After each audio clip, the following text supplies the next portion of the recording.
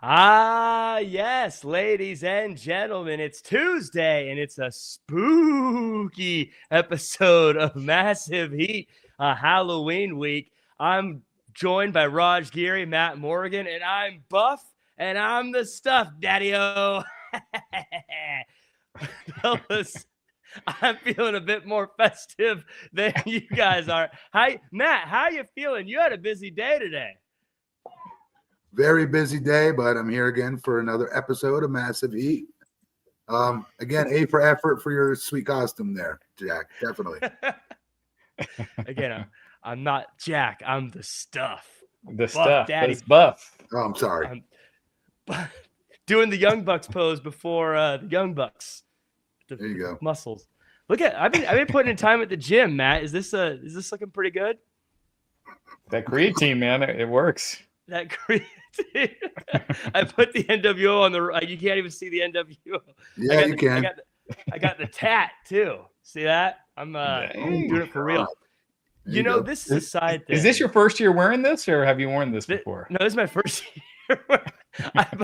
I literally went and just grabbed all this stuff. I forgot I should have gotten a fake mustache or something too. I didn't think that far through.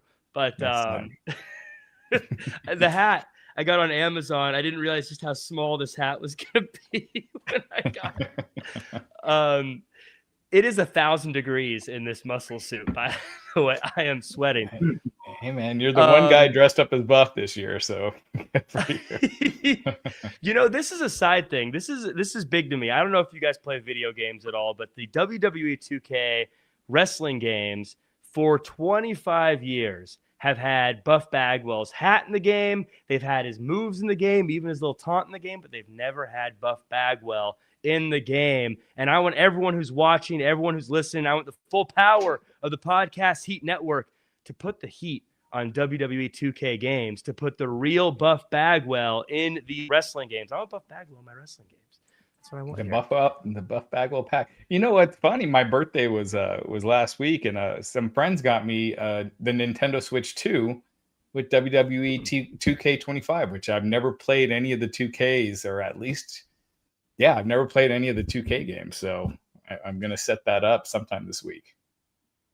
We should do one of those like streams where people can play Raj Giri. You got to make your own character. I want to see how Raj looks kill me. In the WWE. They'll kill me.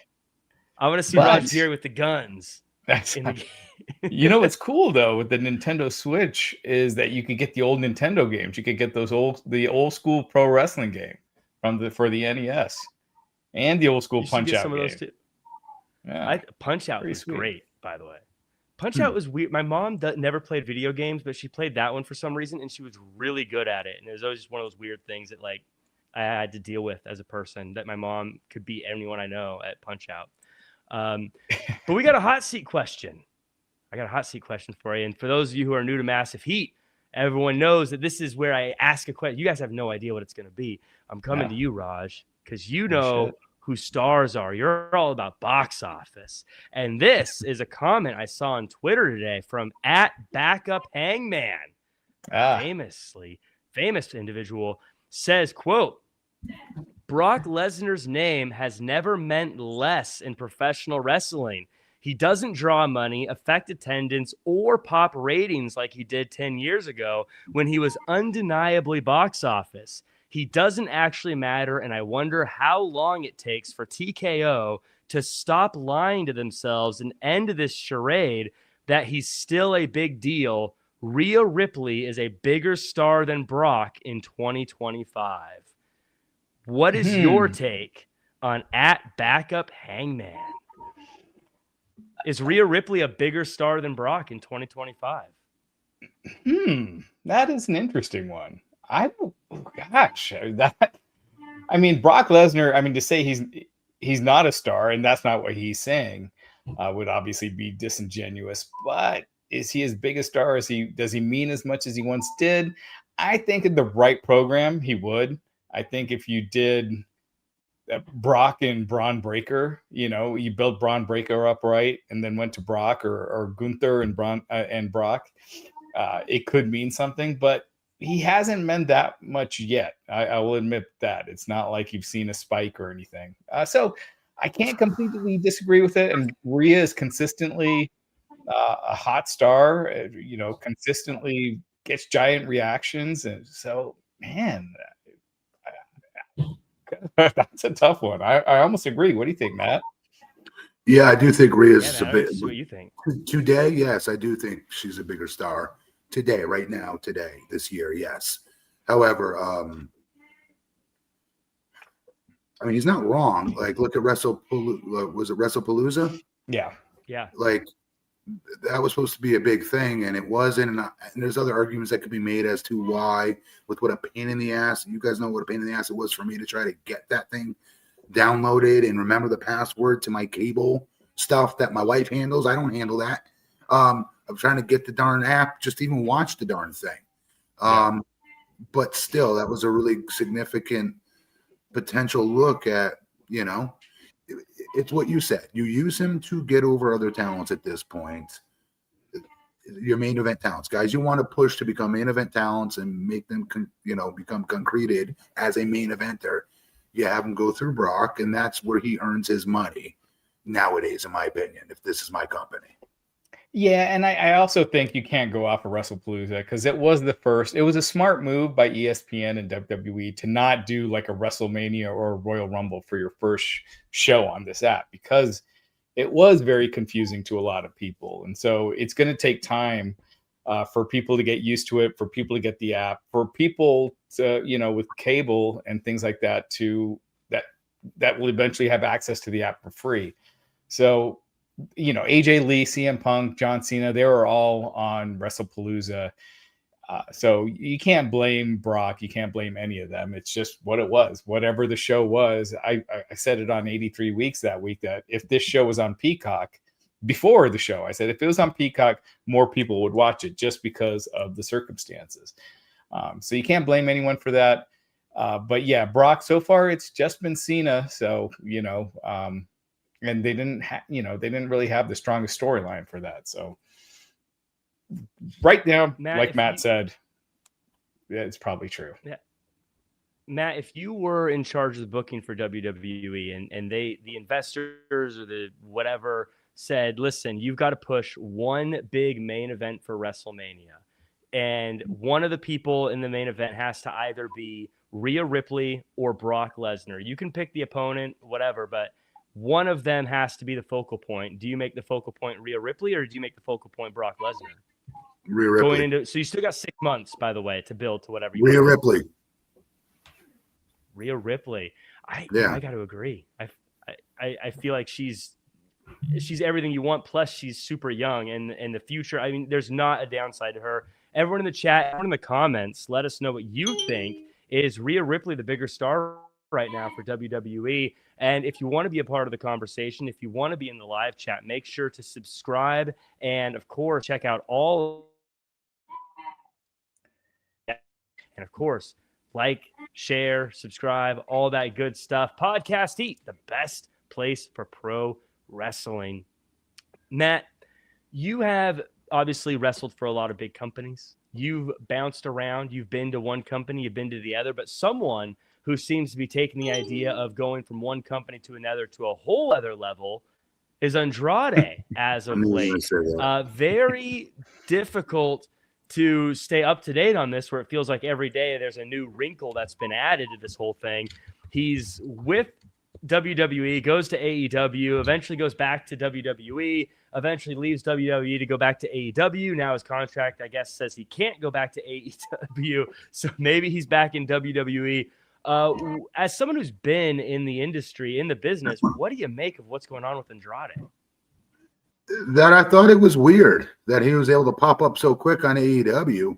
WWE, I know Vince is no longer there, and therefore, you think his influence is no longer a part of the equation, but it's just good business. Don't get me wrong, I always hated the 90-day compete, but I would be lying if I said I didn't enjoy the checks that were coming in during those 90 days. Okay, they paid us really well for those non-compete clauses that we signed. And so it's just standard. It's standard business practice. I would do it if I owned the company. Especially with AEW now in town. I think I might even make that a longer non-compete clause, quite frankly. If we're releasing talent or they're gonna quit prematurely or things like that. But as long as they're being paid during that period of time, the required amount of money that they were getting when they were on the show, then I think all is taken care of, because it's not like they're going broke. They're being paid during that non-compete clause time is the way I'd make sure we set it up. And because of AEW, again, I'll repeat, I would extend it, not 3 months. I extend it to 4 or 5 months. I know that's a long time, but again, you're being paid to do that. If you don't like it, then don't sign with them. Yeah, Raj, what's your take on the 90-day compete clause? I always side with the individual. That's kind of just typically where I go. But Matt Morgan is not wrong. Like, to build your brand on one company and then immediately jump to another, I can see where a company like the WWE may want something like a non-compete clause, because otherwise you would have people who say, oh, you're not going to let me do whatever I want to do. Well, I quit, and I'm just going to go to the next guy and make another big paycheck as well. What's your take on the non-compete clause, Raj? I mean, I've always Andrade in general. Well, I've always felt that in a fair world, if you have a 90-day non-compete, then you should also be allowed to give a 90-day notice to a company, if you want to leave, but that's just not how the world works. The corporations have the power, the NFL, whatever, they're always going to have more power over these contracts than the players or the wrestlers. The weird thing with Andrade was, when he got released, since you've been there, Matt, and before, when you get released, there's that 90-day non-compete. So it was weird that when it came out that he didn't have one, it just didn't make sense. It's like, why would he not have that and everyone else does? So I don't get how AEW didn't ask to see his contract before he debuted, knowing that every wrestler that they've ever gotten from WWE has had that clause, that you'd want your legal department to take a look at it.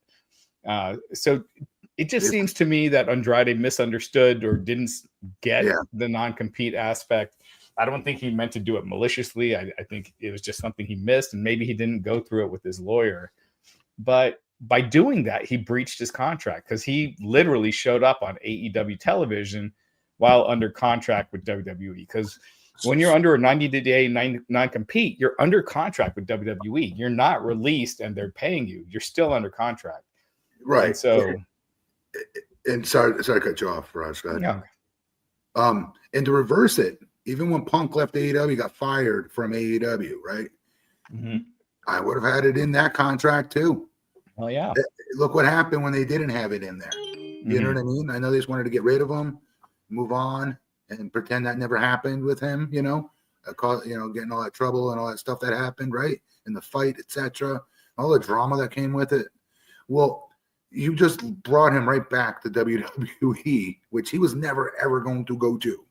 It was the way it was, but then you gave him this reason to want to go back now and shove it where the sun don't shine. He's a vengeful dude, right? I still would have, even with firing a talent, I still would have a non-complete clause added in there. I'm sorry, I just would if these are my companies we're pretending, by the way. Yeah, absolutely. But when Punk got fired, that was August, right? So it was probably 90 days anyway by the time he showed up at Survivor Series, or very close. Yeah, I mean, it did take a little bit after he got fired. They had the committee and everything to come up with it before he was officially fired. But regardless, I agree with you, Matt. They should have, and I think they normally do have 90-day non-competes. I don't know what the situation was with Punk, but yeah. So anyway, so Andrade, again, the other part of this was the story that he has a 1-year now non-compete by breaching his contract. Now, when you breach your contract, that's kind of a different story, right? Because you don't want, AEW doesn't want their talent appearing on WWE TV. And if they breach your contract, what do you do? Now, to me, as long as he's getting paid his downside, then I think it's fine. But I don't think that happens if you breach your contract, brother. I don't think you get your downside. I don't. I could be wrong on this. Yeah. Are you telling me that he has to wait a year now? That's what they were saying. That he had. Oh God. Yeah. Ah.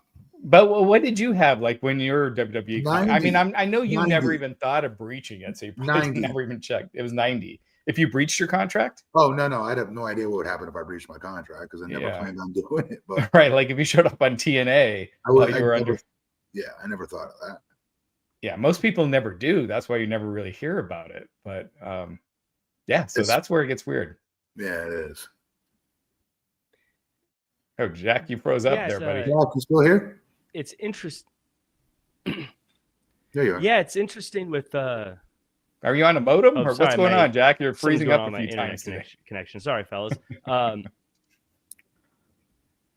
I don't know what's going on. I'm plugged in, hardwired in. I'm not even using the Wi-Fi. It should be going good. I don't know. They're doing some work on a house next door to me. I don't know my complex, but in any case, we're good. Keep rolling, brother. You're good. as far as the there's a lot of blame to go. To your point, Raj, I think that how AEW doesn't look or check or just confirm this kind of stuff seems to me crazy at that level to just not double check someone's contract status in that situation. But also, well, that's the other thing is I know whenever I sign on to do something, one of the questions I'm asked is there any legal reasoning you can't do this that you need to answer? So that could be on him as well. Andrade it's interesting. I'm a fan of Andrade when he's wrestling and doing his thing, but I don't know. I look at this and I go, man, it feels like it's a weird thing where you see someone jumping ship over and over again, and the contract thing, I don't know. It feels like if I was working with Andrade, I'd definitely double and triple check everything before agreeing to anything with him at this point. I mean, just in this last year, he's violated the wellness policy a couple times at least and breached his contract and showed up on competitors' TV while under contract with WWE. So I would be very careful with signing. And there was that rumor, I think PW Insider reported that WWE is looking to take Andrade back after all that. Wow. Yeah. Which is wild. But I mean, I could see like with AAA, how Andrade could be a big asset. Okay. I could see it there. Okay. Yeah. But if he's getting, popped for stuff all the time, then I'm so bored by him. Yeah. Just being honest. You're over him, Matt? I wasn't excited when he was in AEW. I'm like, oh my God, this is groundbreaking. Look, he's there.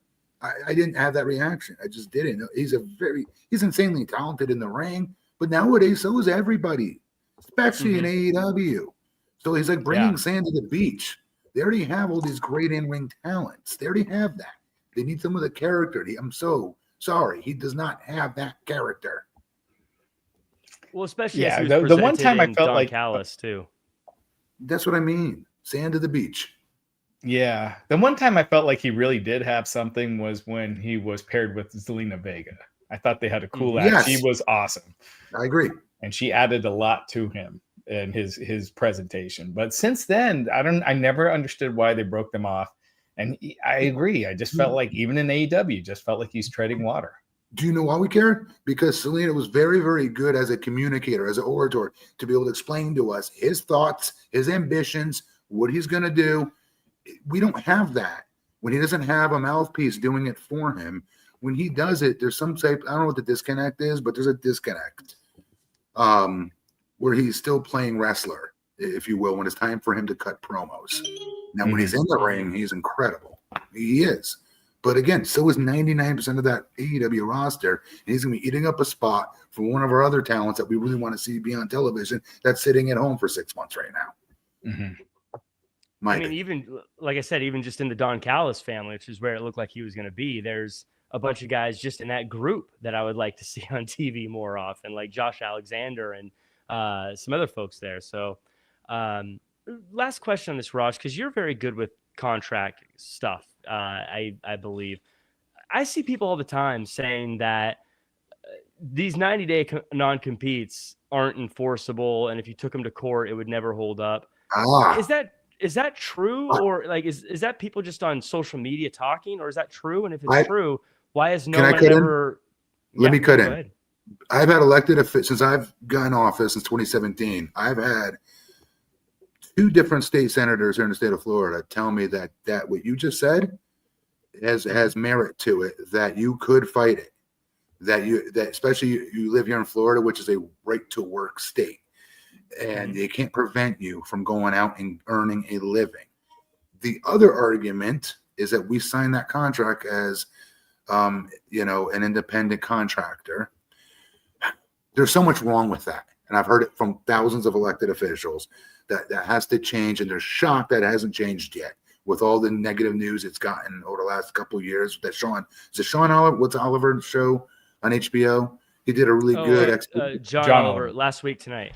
He did a great expose on it. I was really appreciative that he did that, calling us independent contractors, telling us where to be, what to wear, and all that other crap.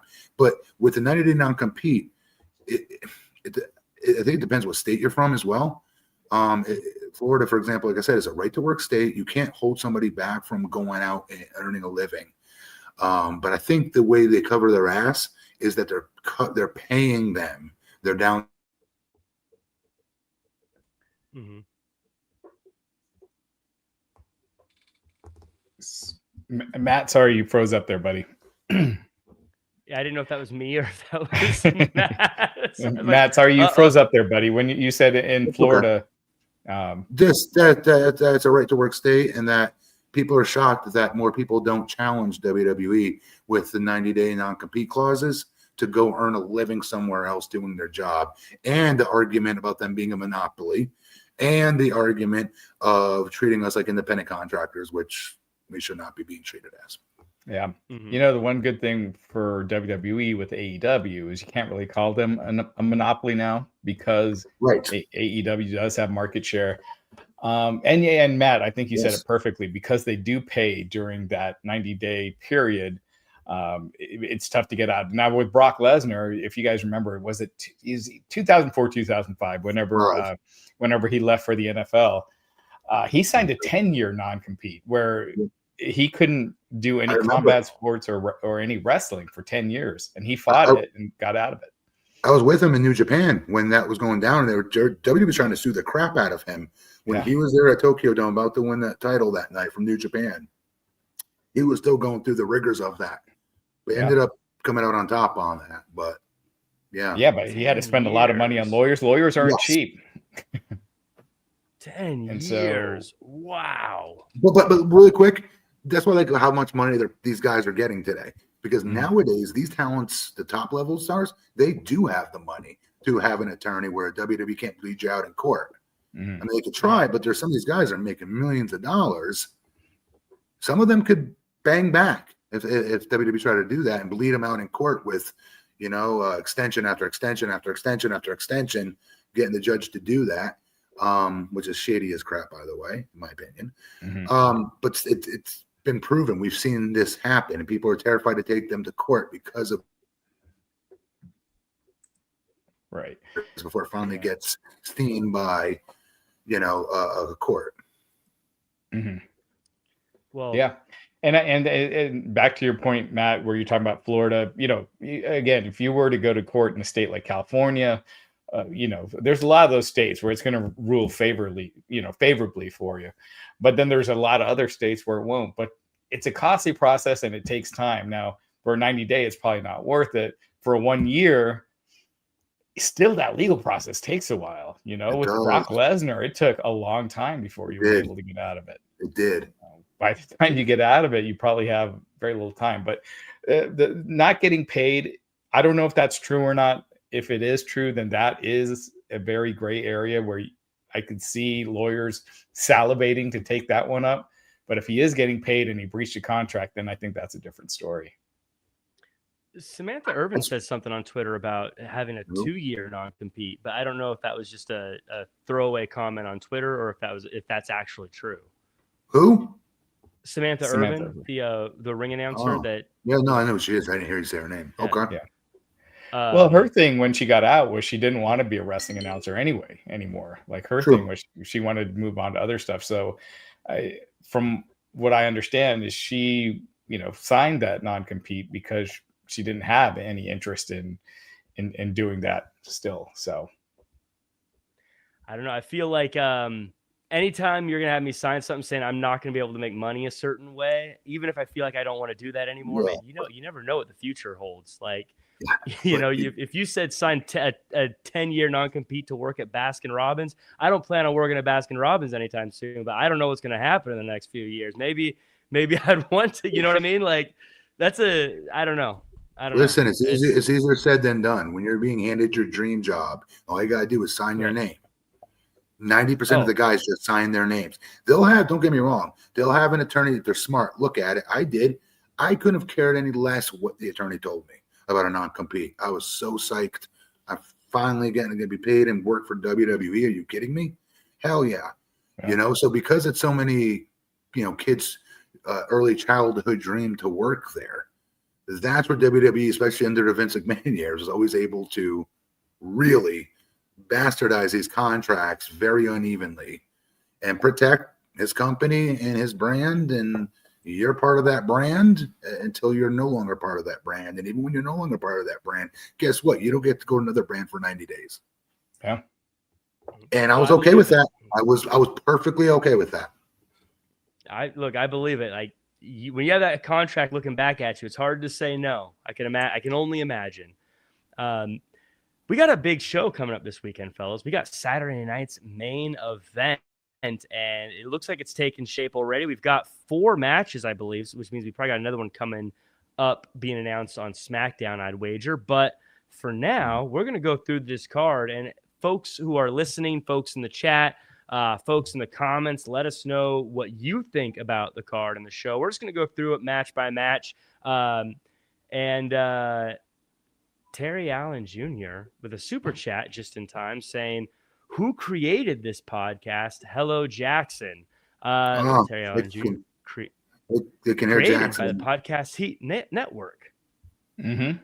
He can hear my son in the background smacking his basketball. Sorry, guys, if that's loud. Oh, but it is what it is. Yeah, that's absolutely. Awesome. Who created the podcast? The Podcast Heat Network. You should subscribe, Terry Allen Jr., and check out the full slate of awesome shows. Saturday night's main event. First matchup. Dominic Mysterio, Penta, Rusev, triple threat match for the Intercontinental Championship. This one got set up on Monday, yesterday, as of recording this, when the Americanos got involved in the number 1 contenders match. These are a couple fellas who've been trying to get that Intercontinental Championship shot. Matt, I want to come to you first off. Thoughts on the match, the build of the match, who you think's going to win the match, any overall thoughts on this I don't care. Championship? I do not care. I only care if Dom comes out the winner. That's all I care about. Assuming Dom comes out the winner, what does that mean for Penta and Rusev? Because I feel like both those guys They're in a tough spot. Big time. They're in a tough spot. And again, this is what happens when you have a crowded roster.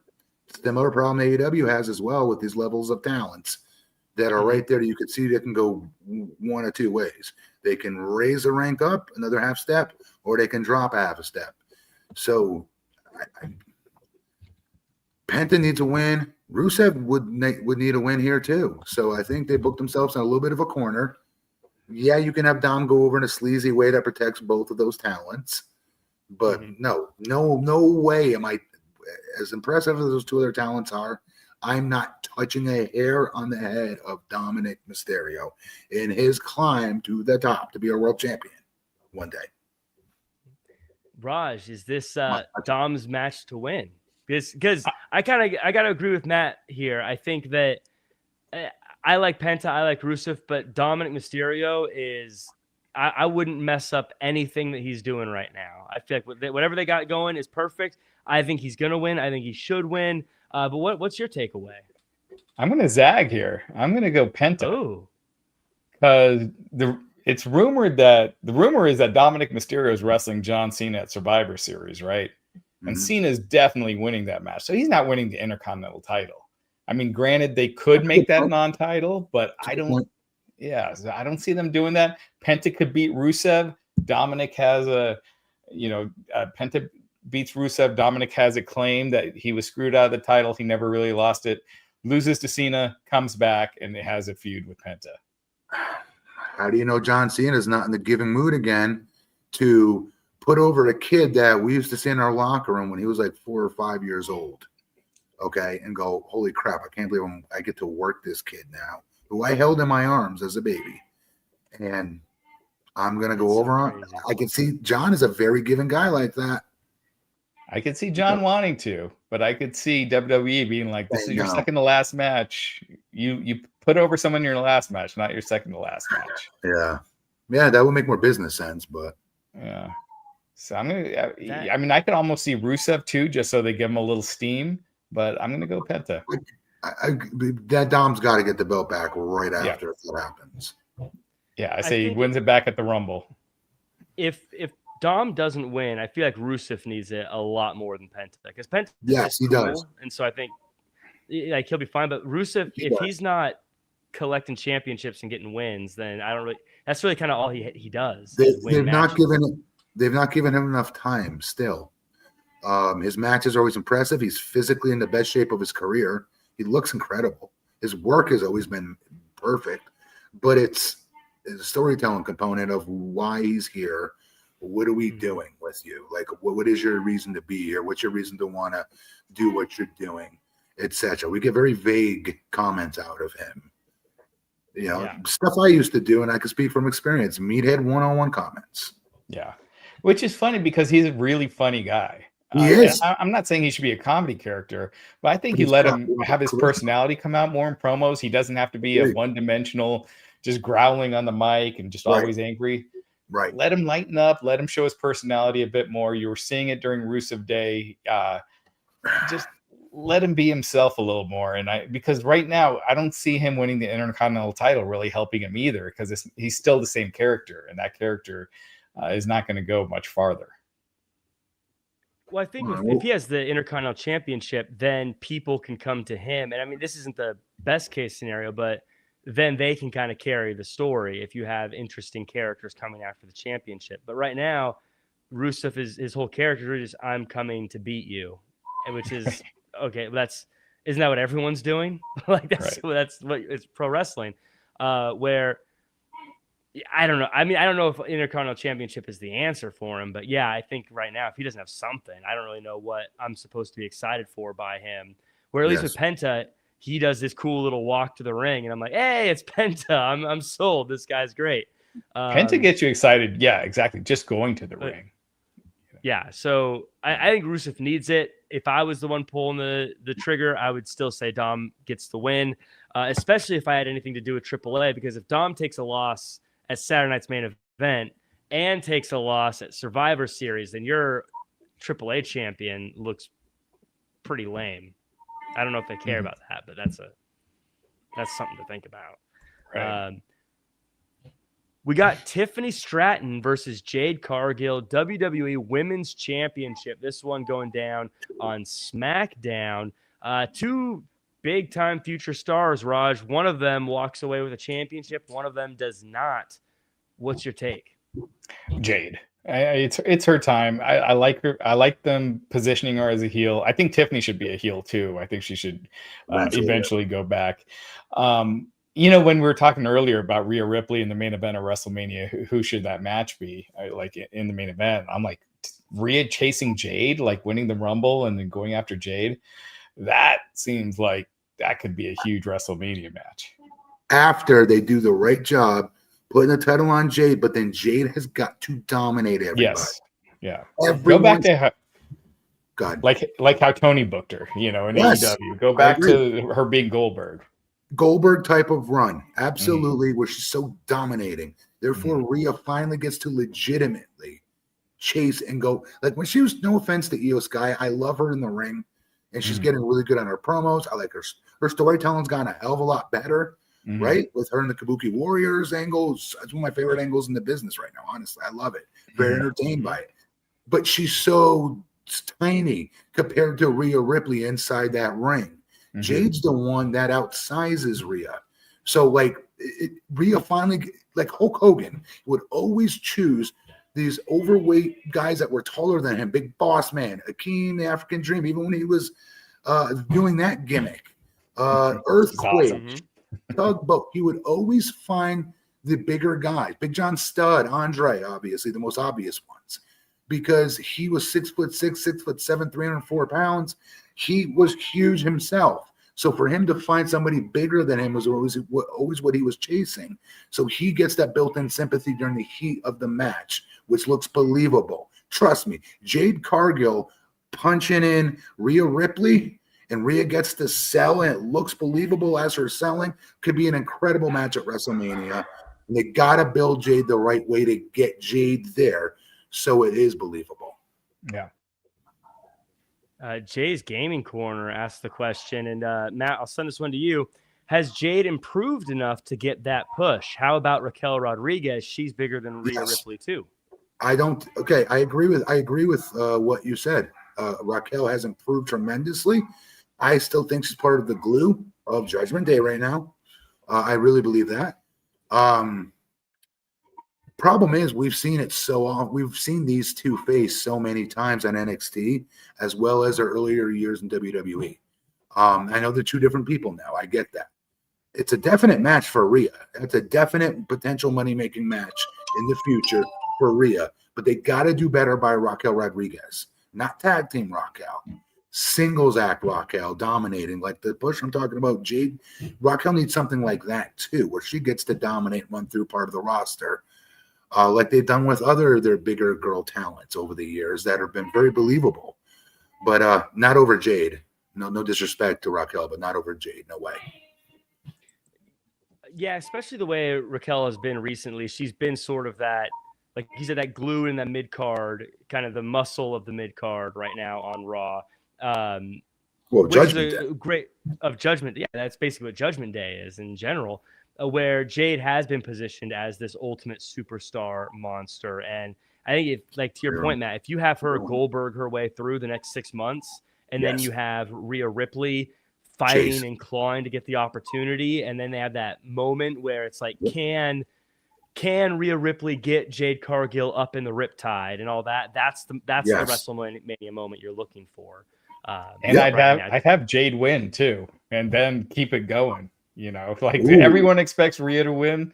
And, I mean, Rhea is minted already. She's one of those stars that, while I always want to see her win, because I think she's a great talent, she's so good now and so over with these audiences. I don't think she necessarily has to as much anymore. I think she's that over. Yeah. You know? Yeah, that she could do a Cody Rhodes, your story gets finished in 2 years, not 1 year situation with Jade, where she tries to get the rematch down the road or something.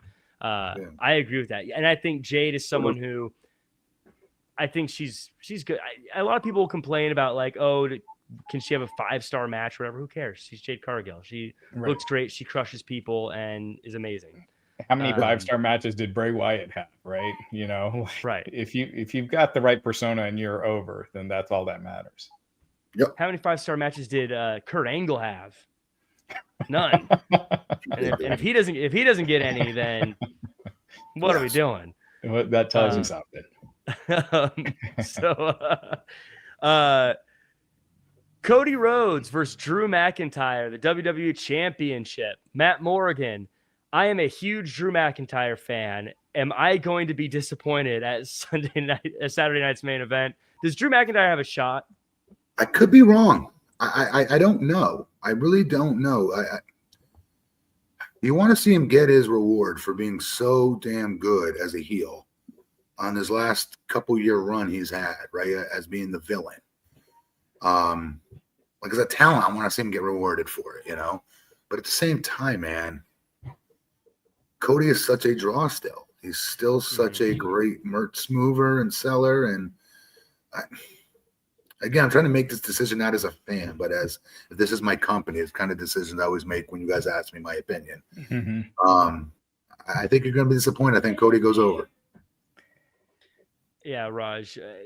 I I'm with Matt. I feel like Drew McIntyre's been so good for so long, and he's always the guy that feels like he has to eat these pins in these moments. But man, I just can't see Cody Rhodes not walking away with the championship at this point. Well, here's my thing. I agree. Like Cody seems like a very obvious choice, but who does Cody face at WrestleMania? I think they have a lot of ways they could go. They could who? They could do Brock or Roman or CM Punk. They've got. I would say it's probably one of those three. I would think Roman's with Punk, so it's either Brock, which I don't know, it doesn't excite me, or you have Drew and then you have Cody chase and try to get back in the hunt and finally gets a rematch with Drew at Mania. I think Drew could really use it. He's just been consistently one of the most entertaining characters on that show. I feel like he's been more entertaining than Cody, even though I think I get why Cody's the guy. I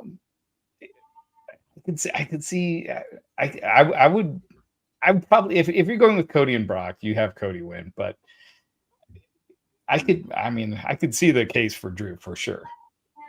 But I think Cody's winning. Yeah. What else is on this? What else is on this card, Jack? The big one. We got one more match. One more match, and this is others I'm not remembering. No, Punk is the last one.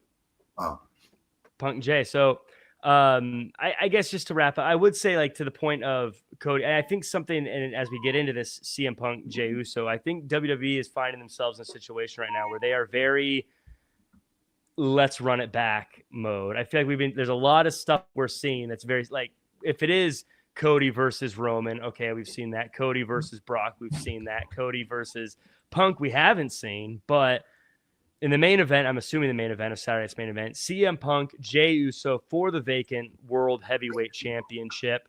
Better be Punk or I'm rioting. I'm rioting if it's not Punk.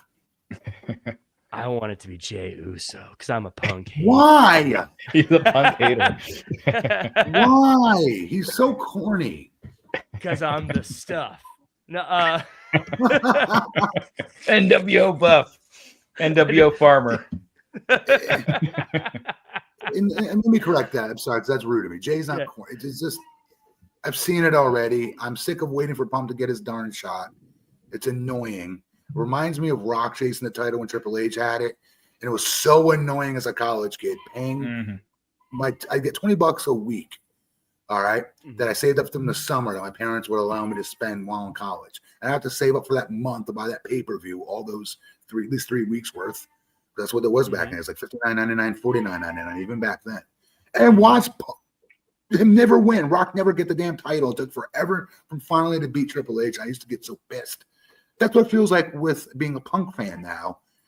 And I know they're doing it by design to pull the rug out from underneath us every time he gets near a title, but I'm sick of it. I want him to win the damn title. I want him to get a run. I don't want him to get hurt again and not have the chance while we have him healthy now.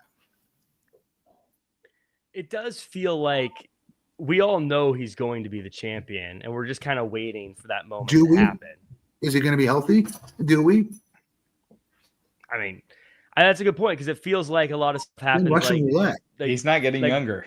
Yes. There are a lot of people like Drew McIntyre where you say, oh, yeah, he'll be champion eventually. And they're like, I don't know. It has been a long time. But there is just this feeling that eventually he's going to become champion. And I feel like I'm just waiting for that to happen. And Jey Uso, Raj, to my point about like repeating stuff, now seems like he has something going on with his brother. And I feel like it's been like 5 years of the Usos. Like, are they friends? Are they not friends? Like, can they trust each other? I feel like I'm sick of the bloodline fighting each other. I feel like we've seen a lot of this already. And so we have like, just pull the trigger and move on. I'm ready. Like, we're done. Yeah, I agree. I like the idea of Jey Uso as a heel. He has been acting more heelish lately, but it's Punk's time, man. He should have a run at the title. WWE's been a little stale. Their numbers, obviously, a lot of that has to do with the ratings change. It's hurt everybody. But even before that, their numbers were softening a little bit. You want to stay hot. Rollins is out. Give Punk a run at the top. Get Braun Breaker ready. Do Braun and Punk at Mania. That's your match. So Punk, I think you have to do it. I saw some people saying, well, what if you do a non-finish? What if you have it be a DQ. So it ends up at Survivor Series where you do a big match. And I just feel like this is now a Peacock exclusive. It's a WWE needs to like make these shows feel like pay-per-views now since they got this Peacock deal. It's basically like another PLE deal like they have with ESPN, but not the big shows. So they need to make these shows feel important to make it worth it for Peacock so people don't unsubscribe from Peacock. So I think they're going to do the world title change. I hope it's Punk. I think it makes the most sense. If you do a non-finish, then Saturday night's main event, in my mind, definitely becomes one of those skippable shows going forward, because nothing else on this show feels like you must see what happens,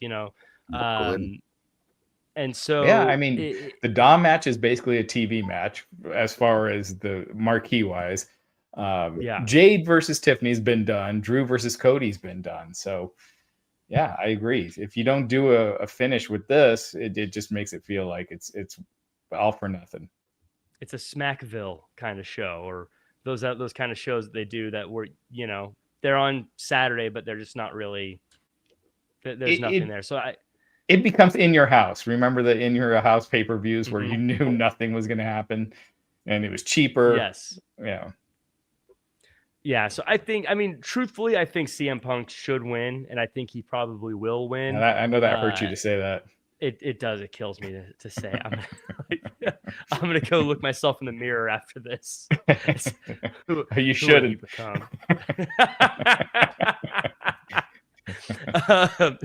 But if Jey Uso wins, I'm gonna yeet. Nice. So everyone in the chat, let us know how you're feeling about this Saturday night main event in the comments. Let us know how you're feeling. I'm feeling, as we wrap up, I guess, final thoughts for this one. I'm feeling like WWE is getting a little fatigued by so many Saturday, Sunday, PLEs, whatever we're going to call them, shows. Because Survivor Series around the corner. I feel like we haven't really even built towards that yet.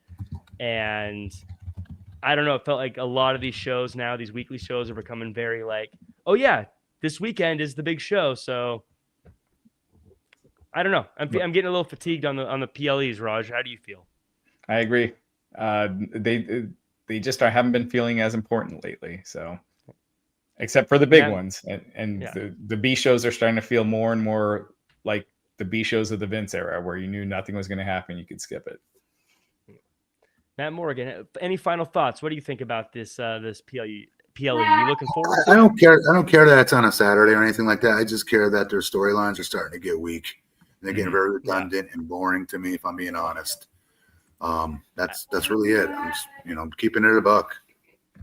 As they get going back with the bloodline stuff, as I was watching this week, I was thinking as a big NWO fan, if you can't tell, I was thinking, man, this is starting to feel very bloodline comeback is starting to feel like it could be very NWO with Bret Hart as the leader, or NWO 2000, when they brought it back again, or Jeff Jarrett, and it's like, okay, we need to move on. This was cool, but now we're dragging it out a little bit. Maybe I'm the only one that feels that way about the bloodline. I feel like if I say that on Twitter, I'm going to get eaten alive. So I'm just going to say it here.